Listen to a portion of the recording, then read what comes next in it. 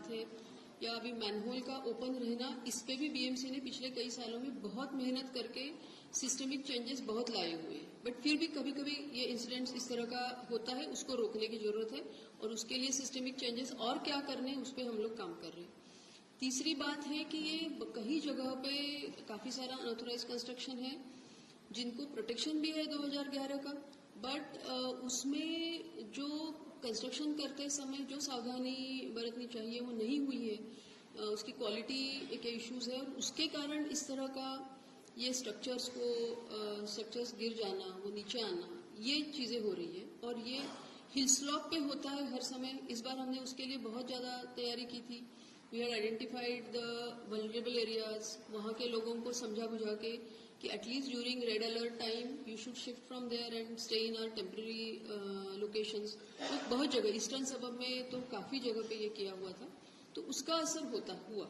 लेकिन अभी हमें कंटिन्यूसली मॉनिटर करना पड़ेगा कि ये क्यों होती है चीजें, और उस पर हमारी तरफ से कोशिश क्या करें, लोगों ने भी क्या सावधानी बरतनी चाहिए, ये सारी चीजों पे मतलब उस पर एसओपी होगा।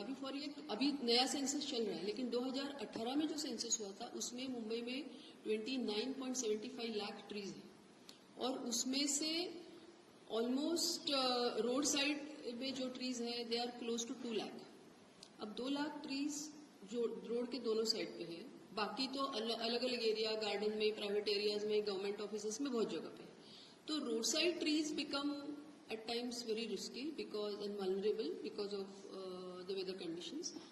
दूसरी ये बात है कि बहुत बार जो यूटिलिटीज में सारे रूट्स एंटेंगल हो जाते हैं। अब इसको हम लोग विषय नहीं कर सकते, लेकिन ये सिचुएशन आगे जाके भी ऐसे ही रहने वाली है। तो ऐसे सिचुएशन में ट्रीज को कैसे सेफगार्ड कर सकते हैं? क्या उसका कटिंग जो है वो प्रॉपरली करे शुरू से ही, उससे उसके रूट सिस्टम पे एक अच्छा असर होगा, या उसको कुछ अलग तरीके से रूट्स को टाई कर सकते हैं। मतलब these are again experts issues.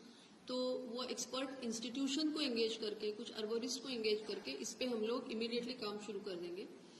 तीसरा, हम लोगों ने ये तय किया है कि अगर 2 लाख ट्रीज है रोड साइड पे, तो हमारे इस बार we had pruned 50% of them.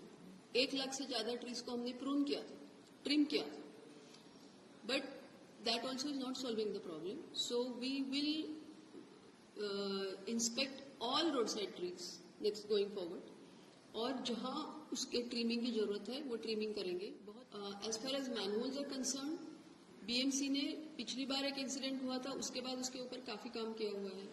हमारे 2 तरह के मैनहोल्स है, एसओ के है, सीवरेज ऑपरेशन के, और एसडब्ल्यूडी के, जो 1 लाख से ज्यादा है पूरे सिटी में।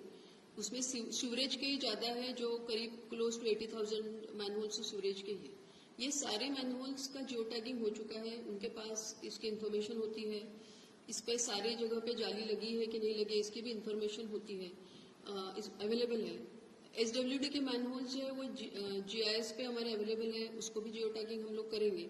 अब इशू ये है कि इतना सारा करने के बावजूद भी इंसिडेंट्स होते हैं, क्योंकि माइक्रो लेवल पे जो एक ऑपरेशनल रिगर, डिसिप्लिन और मॉनिटरिंग चाहिए, उसमें शायद हम लोग थोड़ा सा वो ध्यान नहीं दे पा रहे थे। तो उसी को हमें स्ट्रेंथन करना पड़ेगा, क्योंकि next year we have already plan, we will start all these operations from January onwards, और उसमें हर एक मैनहोल चेक होगा।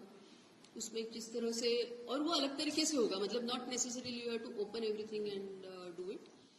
तो उसमें एक इम्पोर्टेंट इंस्ट्रक्शन है कि एक व्हाट्सएप नंबर दिया जाए जिसपे लोगों को अगर कंप्लेंट करनी है तो वो कंप्लेंट करें, और वो immediately in certain time identify हो जाए about the manholes. That we are working. But apart from that, going forward for next year we will have some such arrangement on our portal, जहां पे information का crowd sourcing होगा। मतलब पेड़ भी किसी को अगर लगता है कि ये बहुत डेंजरस है हमारे एरिया में और उसको इमीडिएटली देखना चाहिए, मतलब not that after happening something happens and then do it, but in advance crowd source information का कैसे हो सकता है। We are requesting all our councillors also कि उनका तो एरिया अपना 227 काउंसिलर्स है, उनके अपने अपने एरिया में if they feel these are, and they should give specific information, so it is easy. If people give specific information it becomes really easy.